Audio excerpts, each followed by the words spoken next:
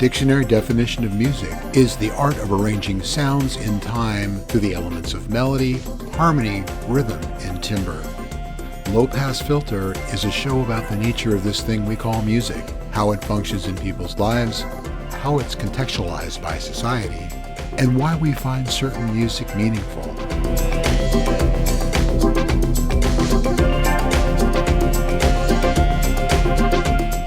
This is Low Pass Filter.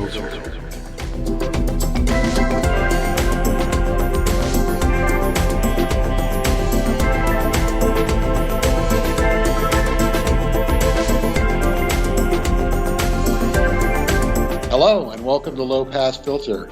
This is a show about the nature of this thing that we call music. My name is Mateo Noche and I'm joined by Low Pass Filter co-host Bandon Wayne. Hey Bandon. Hello. Happy New Year. Yeah.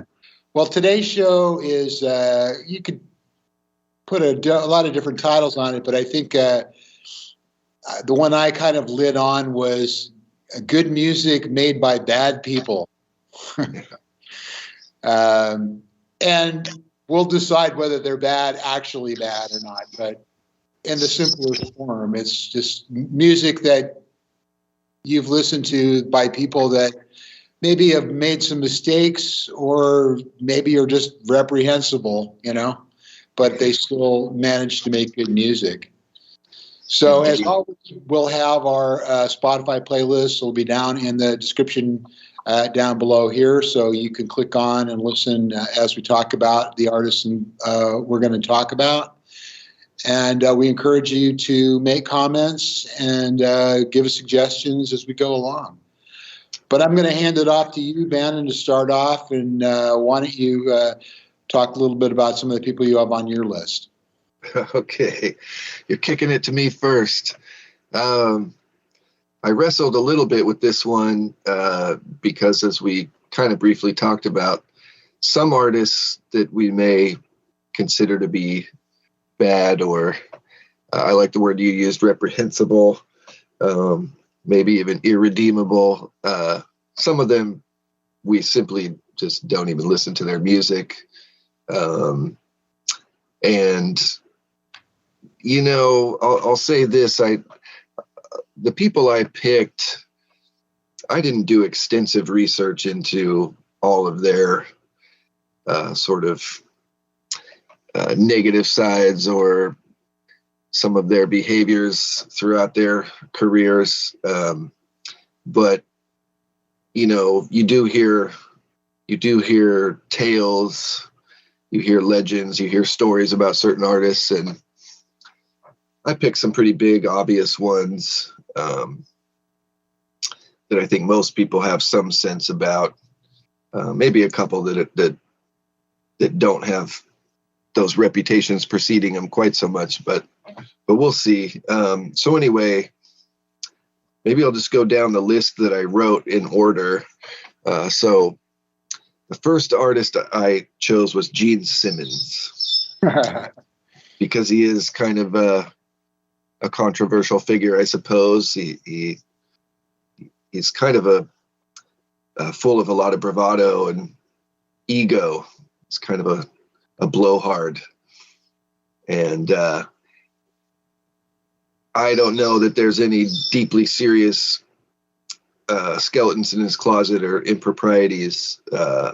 However, his attitude about himself, his attitude towards the business of being a musician, and the fame that he's had just makes him kind of like a stinker, and some people simply dislike his group Kiss for those reasons. Other people just think the music is shallow, or I was going to say vapid, but vapid. You could choose your term. That's a fair descriptor. But I will say he's on my list because I happen to love Kiss. I hope that doesn't tarnish my reputation, but I think Kiss made excellent rock and roll music, albeit sometimes seeming to be simplistic or vapid, or just kind of for the sake of a hedonistic, commercialized machine. But over the years, starting when I was a kid, I've just continued to like their music, and I probably like it more now than I did when I was younger. And I'll say also, there's a recent Kiss documentary. It's 2 full-length films make this complete history of Kiss, and there are some moments where I think Gene redeems himself a little bit. He kind of drops the facade just a little bit to show that he actually does have some humanity in his heart. Yeah, well, I think the thing that Kiss has going for them, of course, is spectacle. Indeed, they are Vegas. I mean, to the nth degree, and they really, they put on a rock and roll show. And if you are a fan of rock and roll shows, it'd be hard not to be impressed by what they've done over the years. Really. Oh yeah. Just the bill of particulars on Gene Simmons. And I saw when you put Kiss, I thought, well, are any of the other people like Ace Frehley or, any of these people have any problem? No, they're all Boy Scouts, really, by comparison to Gene Simmons. But Gene Simmons boasted that he slept with 5,000 women in the course of his career and has a Polaroid picture of each. He described Islam as a vile culture. He seemed to openly encourage people to commit suicide if they're unhappy. And yet he is a well-known advocate for Children's Fund International and other charity organizations. Has spent a lot of time, a lot of his own personal efforts in supporting various charitable organizations and good causes. So, he is kind of a dick, but, of course, there's the infamous Terry Gross interview as well. Probably people might be familiar with that. But the question kind of becomes, I think, when you talk about bad people making good music, is how much should we care? How much should we care about what kind of a person it is behind that, whether they're nice or not nice? Yeah, I think it's a philosophical debate or topic of conversation, at least, that is much bigger in scope than this episode here. And, certainly some people draw a line and go, I can't listen to that artist because I'm not comfortable with who they are or things they've said and done. Whereas a lot of other people, will say, you have to separate the art from the artist, or I choose to separate the art and the artist and appreciate their art despite certain things. I mean, there's been, writers, painters, artists of all different types who have sordid histories. And so, kind of going along with what I said opening is I don't do a lot of research on musical artists for the most part. Some, of course, I'm drawn into learning some of the stuff behind the music, but I kind of have this natural mindset of keeping the mystery. I sort of unconsciously choose not to demystify a lot of the artists I love and really just key into their music. And then also, I think, like you're saying about Gene Simmons, he's kind of he's a dick and he's done some good things. I think Gene Simmons is a good example of someone who is kind of a reprehensible, arrogant, not very likable person, right? As opposed to some of the other people we're going to get into have actually done bad things. Yes. Right? That's a good point. And I think that's kind of why I started with him. Kind of ease into it. Right. So what else do you got? What else do you have? All right. Well, the next on my list is Chuck Berry. Okay. And again, thank you for doing the research you do. I have a feeling you've got some bullet points on him. I think I've heard nefarious things about him for quite some time, and just went, well, okay. He had some proclivities that are kind of dark and creepy, but he is one of the most important figures in rock and roll music. And you take his top 20 well-known songs and they're just impeccable and some of the most pure rock and roll ever made. But you could probably go into it. He had a little, let's say, peeping Tom syndrome. He installed video cameras in the women's bathroom of his restaurant. Yeah. Ew. It had some connections to possible child pornography or underage people. Yeah. Was found on his computer. In 1978, he was charged with assaulting a woman. And then, of course, he's just a notoriously difficult person. I'm sure you've seen Hail, Hail, Rock and Roll, the Chuck Berry documentary with Keith Richards. To be honest, if I did see it, it was way, way back when it came out. Right.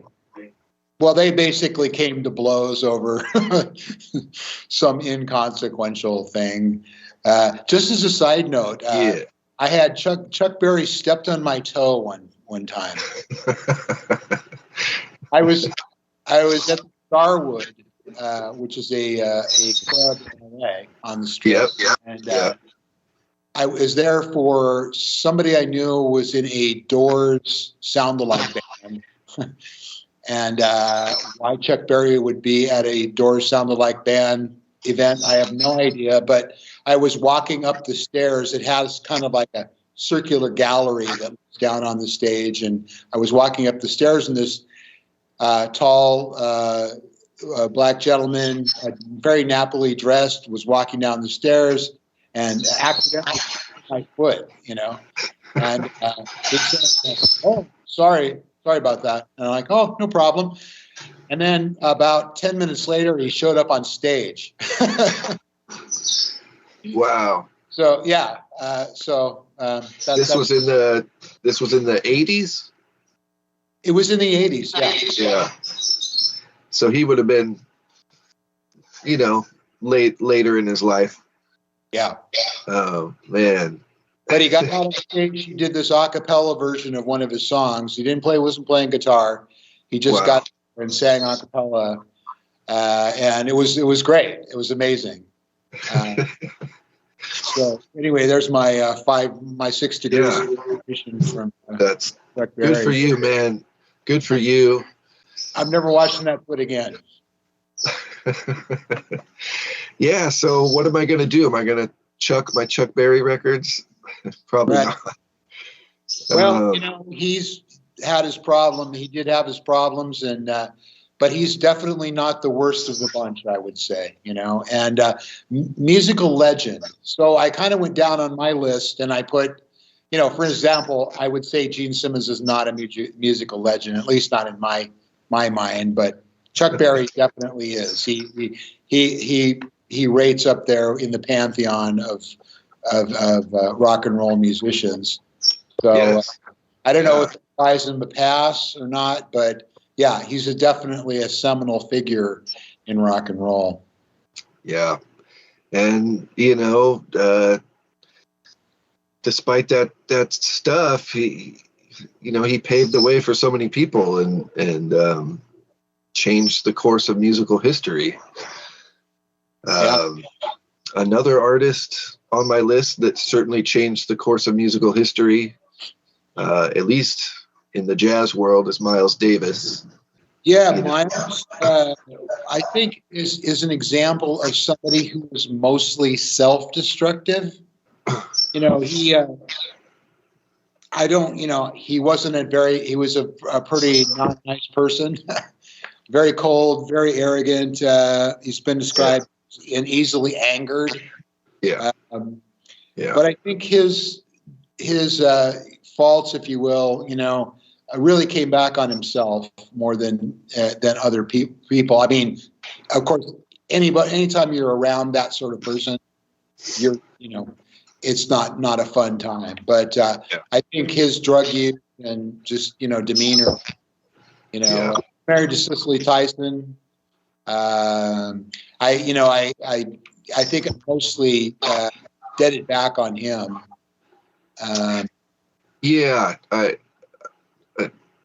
I think you're correct on that. He's somebody, and some of these other artists may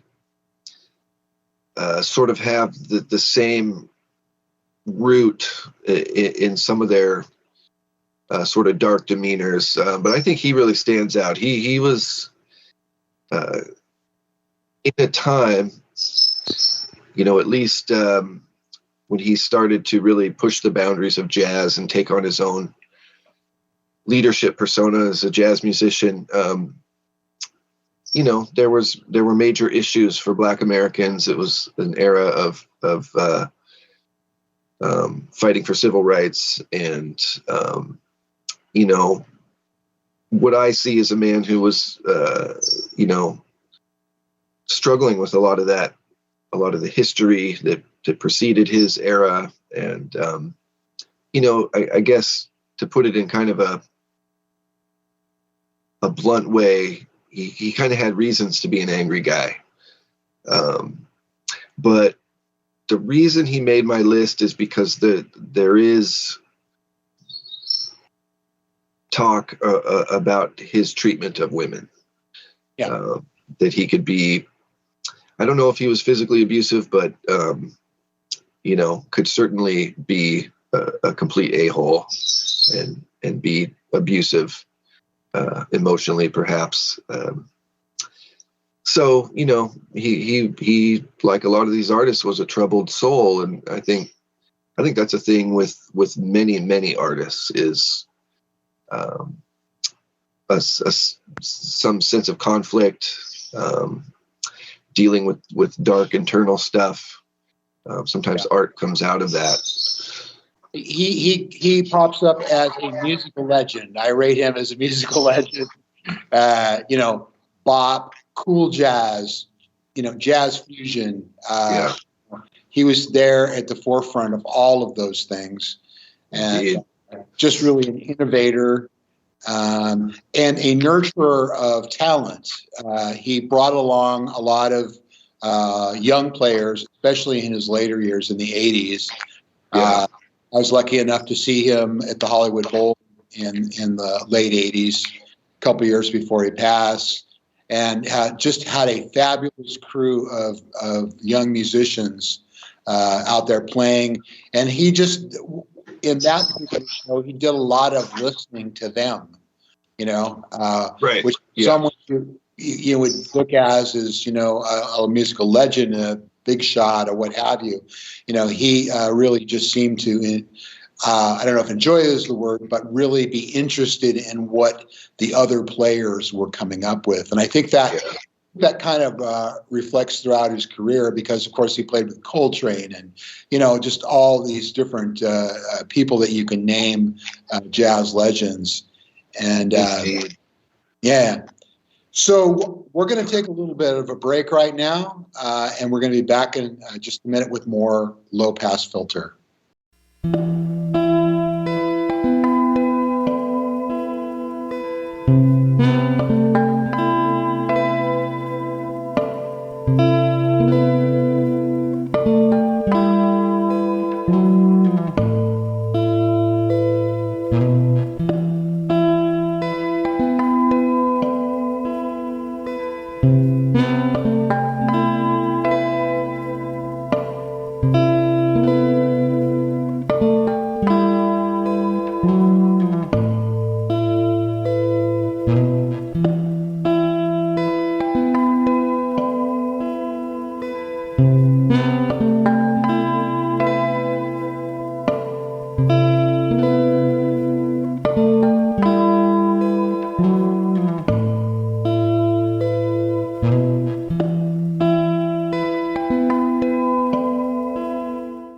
And we're back, talking about reprehensible people who play really great music.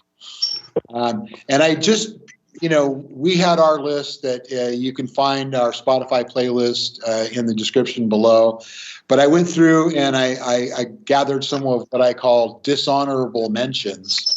So I'm just going to run down the list quick here before we move on. So R. Kelly, Marilyn Manson, Courtney Love, Lou Reed, Chris Brown, Morrissey, James Levine, even Nina Simone, who was prone to gunplay, apparently, shot a number of people. I don't know if she actually killed any of them, but but she did go after guns. And then there are people that are just sort of have reputations as not being nice and treating little people poorly, like, for instance, Beck. And there's a guy named Amos Lee. I don't know if you know who he is, but I know the name. Yeah, well, I know people that have worked on his shows and just talk about how terribly he treats the people he works with. And this is somebody for me that I really enjoyed his music. I really liked the first two records a lot. And then when I heard how poorly he treated what you might call little people, or the people that are working behind the scenes, the people that support his shows, I literally never picked up his material again. Wow. And I guess that says something about me. I don't like bullies. I spent some time being bullied myself in my younger years, so I really don't like people that in a position of power that push other people around, treat people poorly. A good quote I saw was that you see the same people on your way up as you do on your way down. So, those are the kind of people that really almost are worse than some of the even more reprehensible people, are just the people that are just not kind.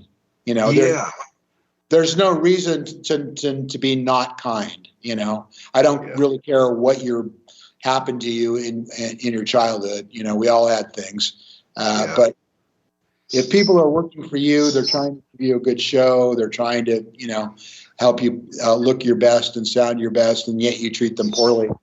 I just don't have time for that. Yeah. That's an interesting one. I agree with you. It's somehow that irks me more and makes me less interested in someone. But I think perhaps maybe that's because they're not on that legend status yet. Chuck Berry, Miles Davis, and some of the other people we'll talk about, they were so talented and so visionary that maybe we're a little forgiving on that because we kind of accept the sort of cantankerous, idiosyncratic artist. Whereas someone else who's, they're talented and maybe they're making some great music, if they're being a jerk to people that are helping them come up, it's like, what kind of person is that? Just a nasty, self-involved person, I guess. Right. And then when they write these kind of tender, soul-searching songs, for me, it just kind of feels like that is something very fake. Yeah. There, and I'm not really, don't have a lot of time for fakes. So let's talk about some of the people that we both have on our list. So I guess we might as well get this one out of the way. Phil Spector. Yeah. Who, famous for the Wall of Sound, brought up, and that's a whole show in itself, why the Wall of Sound existed and why it was important at the time. But of course, the Crystals, the Ronettes, we just lost Ronnie Spector here a week ago or so, Righteous Brothers. And then what I like to call the other murder, which is the Beatles' Let It Be. He murdered that record. But of course, he did in fact kill Alana Clarkson. Went to jail for that. Died in prison. And it wasn't just a murder, correct? It was prolonged torture, was it not? No. I thought.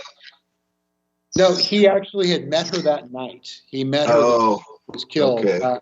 She was a hostess at the Hard Rock Cafe, and invited her back to his house. And somehow in the ensuing period ended up shooting her.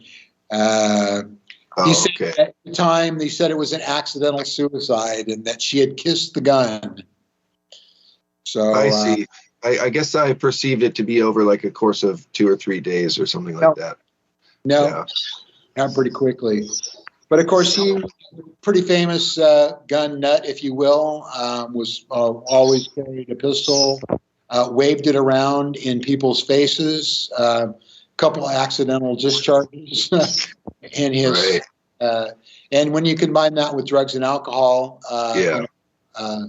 bad things happen. Yeah. So what was he like during the early days of creating that iconic production value, and which became the Wall of Sound? Did he seem more level at that time? I think he was, less crazy, if you will, but still always very ardent, very dictatorial. As a producer. He famously, the thing you're thinking about, of course, is Ronnie Spector, who he married and did keep basically in prison. Kept her off, kept her from her friends, took away her phone privileges, basically locked her up for a year or so before she finally escaped and divorced him. So I think that's what you're thinking of. Well, that right there, that's evil. That's horrible. Thank goodness Ronnie was able to carry on after that and succeed in her own right. She was a very talented pop singer. F. Phil Spector. I don't know if people can see, but I displayed some of the records behind me of some of these artists. I put the Crystals record up there, but I also put the Phil Spector Christmas collection. I got to admit that I haven't stopped listening to the Crystals or the Christmas record. It's kind of a situation where he's not really the artist. No, there's the artistry in production, but really it was the performers, I think, that made the songs great. Yeah, I believe so. He definitely added that veneer, that sparkle to it, and maybe those records wouldn't sound the same, or obviously they wouldn't sound the same without his take on production. But those artists would have come through anyway. I'm certain. And what Phil Spector is not the be all end all of that era, particularly of what is known as the girl group era. What an exciting time in rock music history that all those albums, groups fronted by really amazing singers and musicians and performers. So Phil Spector can go to hell if he hasn't already. Yeah, should it exist, he's there. Yeah. So next song, we both had Ike Turner. Yeah, I'm glad that was next on the list, because that's a pretty good segue. Yeah, he reading his the details of his childhood are pretty harrowing. He was sexualized, raped, molested as a young child.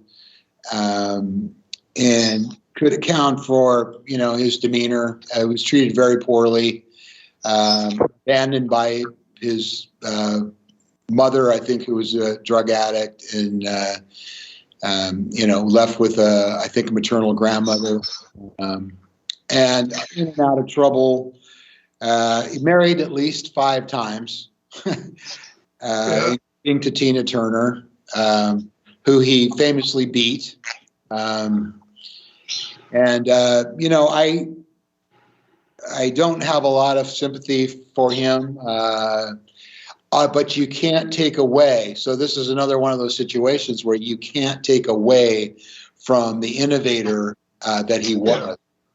And Rocket 88, of course, is they say that's the first rock and roll song. You can probably get an argument about that, but there's the distorted first use of a distorted guitar.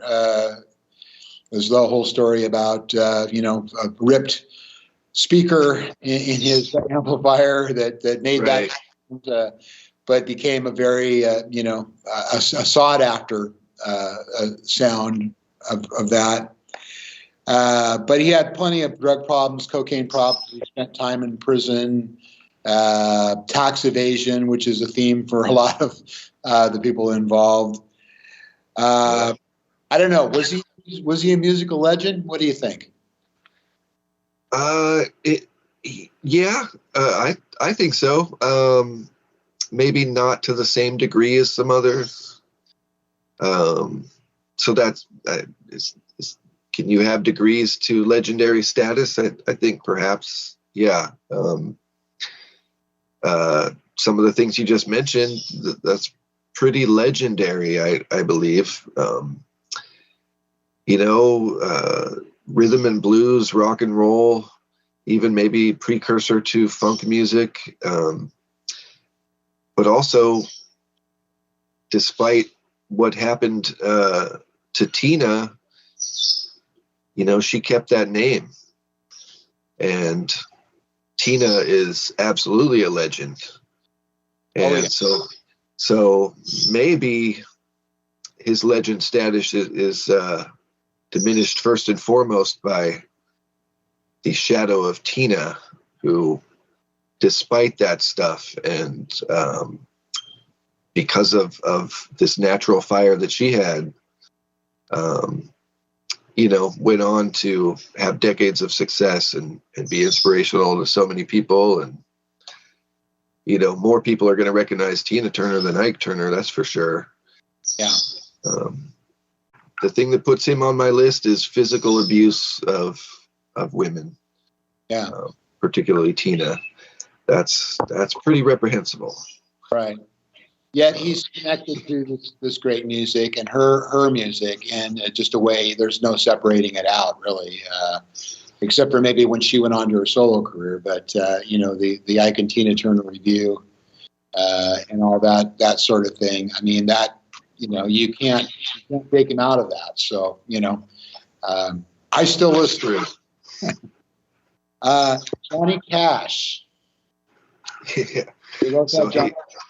Yeah. So he made both of our lists. Yes, he did. Yeah.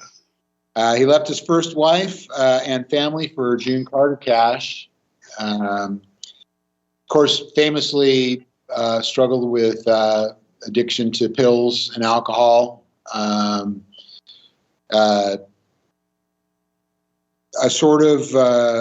then went on to declare that he didn't shrink from it. He didn't shrink from the stuff that he had done wrong. He called himself the biggest sinner of all of them. Yeah.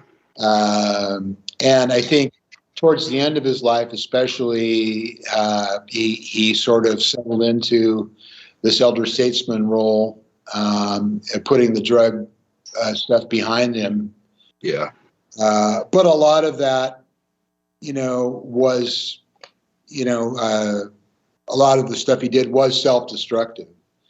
He did his wives, he was a randy guy, got around and all that kind of stuff. But this is, I don't know. There are a lot of lot of non-famous people who do this sort of thing too. That is certainly true. And also, if you look at rock musicians or famous ones, rock stars or pop stars who have celebrity or they're full-time touring and promoting albums and all that stuff, how many of them are completely faithful, not philandering about? It seems to be kind of part and parcel with that lifestyle to a great degree. I'm not saying that everybody is like that, but and some people accept it, or their partners accept it, and others it ruins their relationships, and you see public divorces and all that kind of. I guess we wouldn't be listening to much music if we took all of those people out. It would be very quiet. And of course, the sort of deeper reflection here is that none of us are perfect people, right? But these people made the list for going overboard, I suppose. Yeah, going above and beyond. And I was going to say with Johnny Cash, most people know him for the earlier part of his career, the Sun Records era, and a little beyond that. Of course, when he played at the two prisons and put out those records, and then kind of the final chapter of his career. But in the 70s and maybe early 80s, he had a time where he put out a lot of records, but they were less iconic in his catalog, and they all also happened to focus a lot on his faith in God and his belief in his country, and unless you're a deep country music and Johnny Cash fan, you might not be as hip on those albums. I've never tried to get into those. Yeah, talking about the American recordings he did with Rick Rubin. Yes, yeah. And so he seemed to kind of be trying to atone for his sins as he. Let me just jump into one talk before we take our next break, and that's James Brown. Yeah. No question whatsoever that James Brown is a musical legend. He is the Mozart of our age, I think, in a lot of ways. Just if you think about his accomplishments and the music that he's laid down over the years. I was lucky enough to see James Brown a couple of times. Two of the best shows I've ever seen. Putting it out there, musicality, the level of the players involved, the show he was putting on for the people. It's just somebody who threw everything into every performance. You could never accuse him of being a slacker in any way. It came to being on stage. But of course, a long checkered history of domestic abuse, drug abuse. He tried to shoot his rival Joe Tex. Missed, unfortunately. I think he grazed him. He was arrested for sexual assault. He, of course, led the infamous high-speed or low-speed chase when he was arrested for PCP. But at the same time, spoke out for education advocacy, humanitarianism, and civil rights, and self-defense.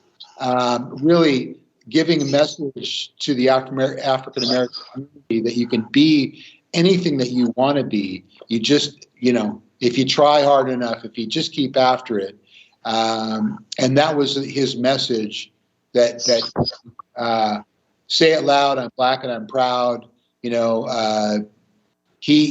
was, for all his faults, he really concentrated on his community, his audience, and the world. And you know, what do you do? What do you do with someone like that who is so complicated and so, so conflicted, and is going in so many different directions? Yeah. Yeah, it's really incredible. Gosh, I mean, a voice of an important community and a generation during the civil rights era and beyond. And there's a famous moment where he addressed civil unrest that was happening while he was live on stage, and probably had more an effect on curtailing some violence than the police or any other. Yeah, I believe you're talking about in the wake of the Martin Luther King assassination. Mm-hmm. Yeah. People were saying we need to burn the town down. And he was saying, no, that's not the way. That's not what Dr. King. And it is Martin Luther King Day, by the way. Recording this on King Day.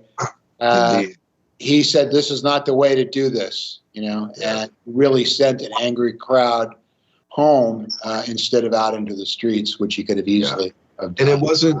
And it wasn't because he didn't understand the reason that was happening. But I think in that moment he had the awareness to recognize that it would be more detrimental for those folks. Yeah. Just a beautiful moment of someone with all the faults that he had, lifting people up or rising to an occasion that was more than just people appreciating music, but people coming together as people, and that's what so much of his music was about. And there was a point in his career, kind of like similar to what Miles Davis did, where he kind of steps back. He's bringing the musicians together, particularly in the era of the JBs, which was kind of a second phase of James Brown's funky music world, and really let them shine. And he's kind of just the train conductor in a way. And so as much as he had that ego and bravado to be in the spotlight, he also recognized that it was about something bigger. And it was the soul funk train experience that he was curating. Yeah, and that's pretty remarkable. We're going to take another quick break here, and we'll be back in just a minute.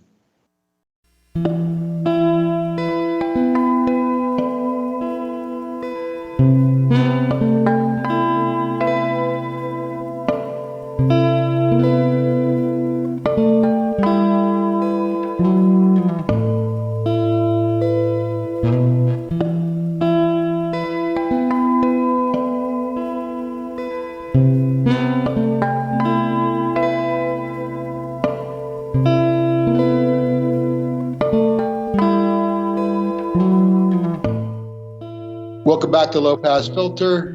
Teo Noche here with Van Wayne. We're talking about reprehensible people, or are they? And there's a couple I wanted to get to here before we run out of time, because we got about another 15 minutes or so. But I didn't want to let these two go by without. One of them we both had, and the other one I think I only had. The first one is John Lennon. Yeah. The second one is Michael Jackson. I wasn't touching Michael Jackson. Well, let's start. You certainly can. Let's start with John Lennon, though. Yeah. I don't think there's any question that John Lennon is a musical legend. There's no getting around it. But the bill of particulars on him, of course, is that he abandoned his first family for Yoko, who he subsequently abandoned for the Lost Weekend, as it's known, where he was physically abusive to women. In fact, he tried to strangle May Pang famously, and was only stopped by Harry Nilsson, who pulled him off of him. He probably would have killed her. Wow. There's his addiction to heroin, and of course the infamous Paul McCartney feud that went on for a while there. The wrinkle about John, to me, is how he's looked upon as Saint John, solely because he wrote the song "Imagine." People who are very, very into peace and loving and situations, and are willing to overlook just about anything, really, because of that song. Yeah. The fact that he was murdered and martyred, I think put him in the Saint John status in my mind.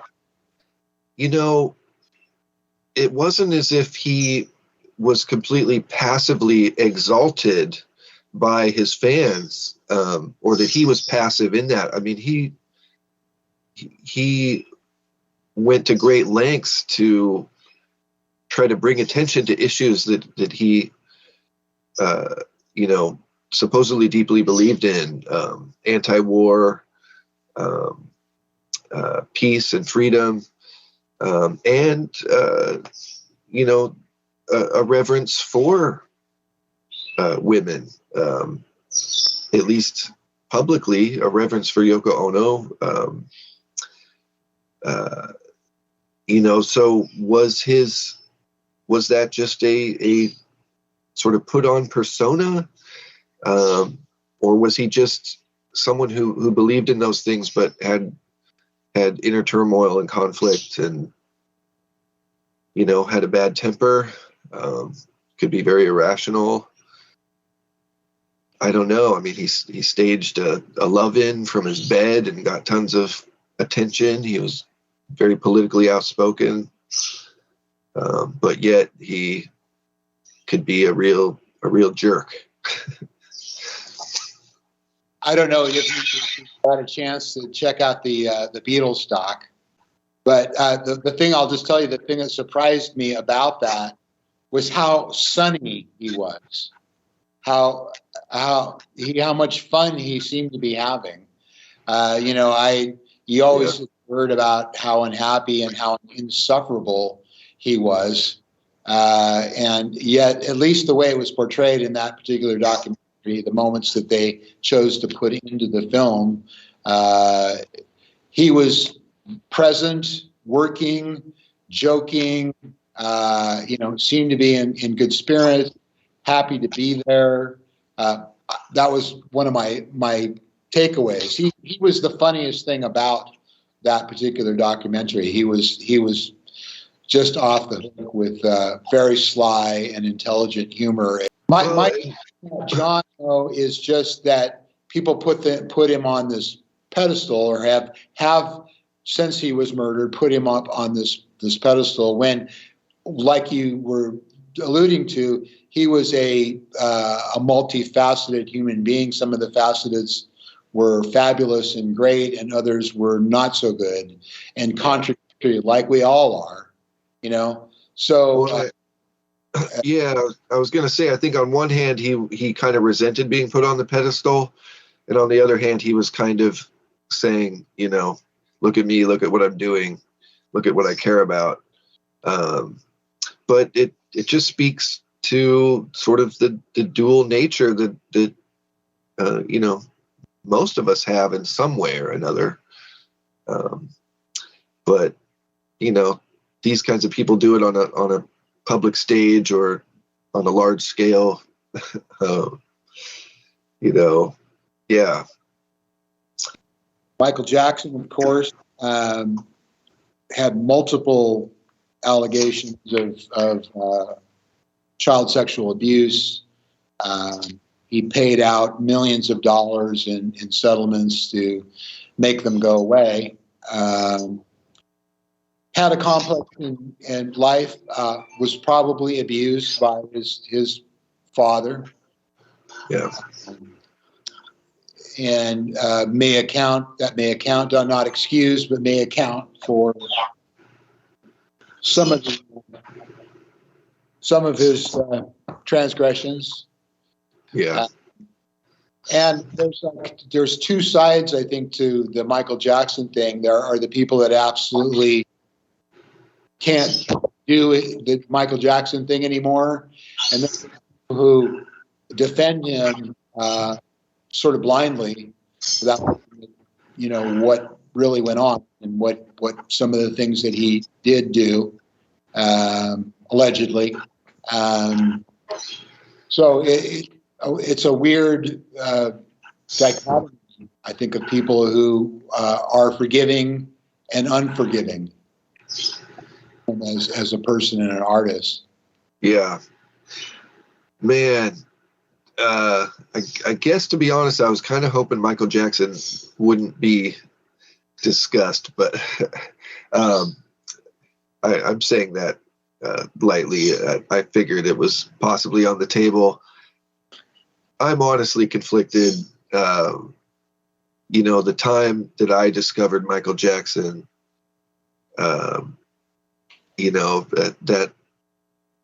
that left an indelible mark. I was at a really prime age for the Thriller album and the big hit singles from that record, and his persona, his dancing ability, his choreography, and the ideas and images in his music videos. I think it's quite certainly possible that he did all the things that he was alleged to have done, but they still remain allegations, and I've heard people make pretty compelling arguments in defense. So that's a tough one for me, man. It certainly could be possible, but none of it was ever proven. At least beyond, at least with any evidence that makes it undeniable. It was all pretty much hearsay. So he was definitely a musical legend. I don't think there's any question about that. He was definitely what? A musical legend. Oh, yes, indeed. Yeah. Well, it's hard to believe, but we've just about run out the hour. But I wanted to just throw in a couple that we didn't talk about just quickly. Frank Sinatra. Yeah. It said when Frank Sinatra got drunk, it was best to disappear. So he's also known for mob ties and also for his generosity.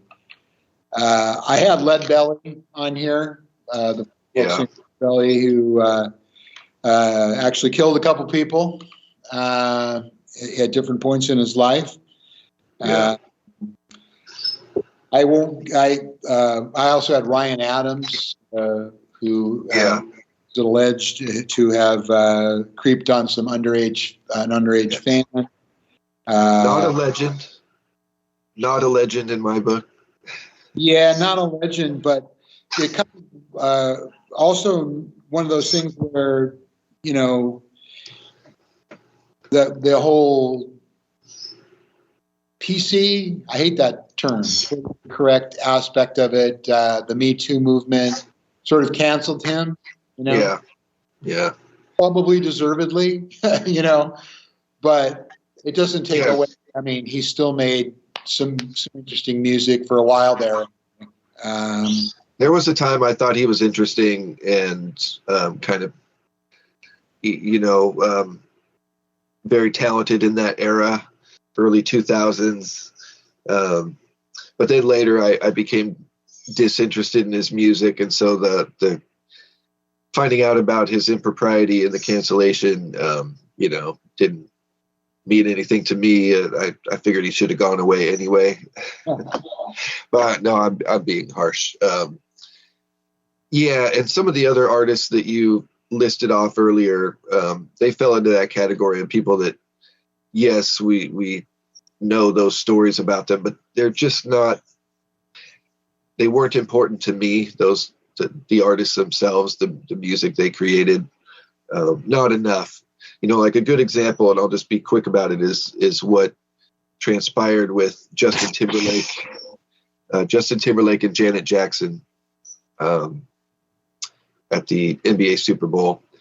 I don't consider Justin Timberlake to be a top tier artist for me, but she got really screwed over in that situation, and doesn't seem like he's ever tried to make up for it in any way.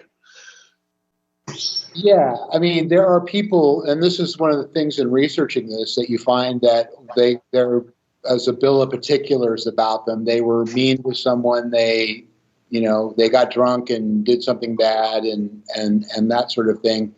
Does that make them a bad person? Yeah.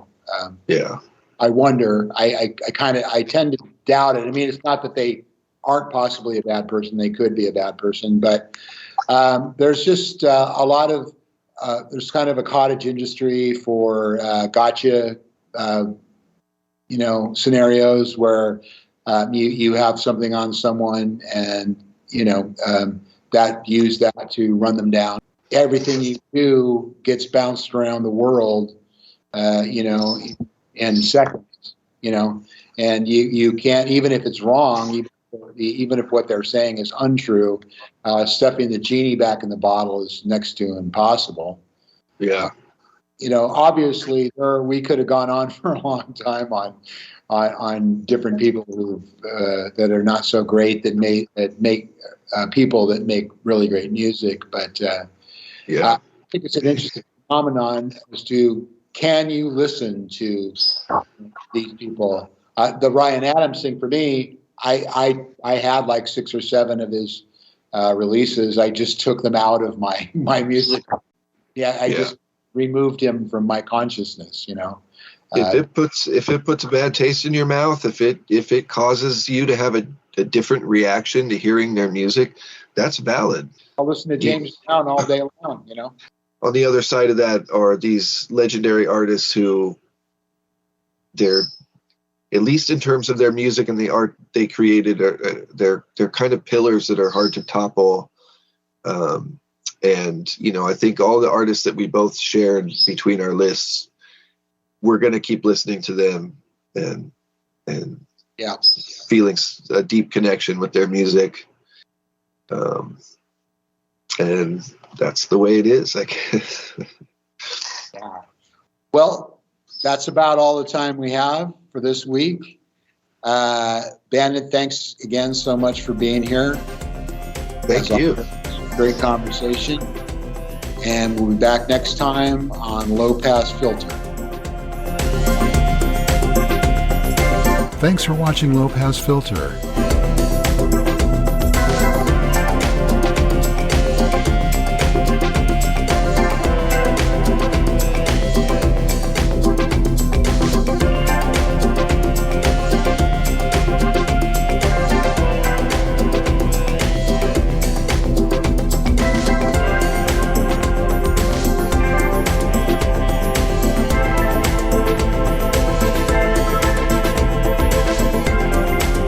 Contact the hosts at lowpassfilter2020@gmail.com. Be sure to like and subscribe and hit the notification bell to be notified about future shows.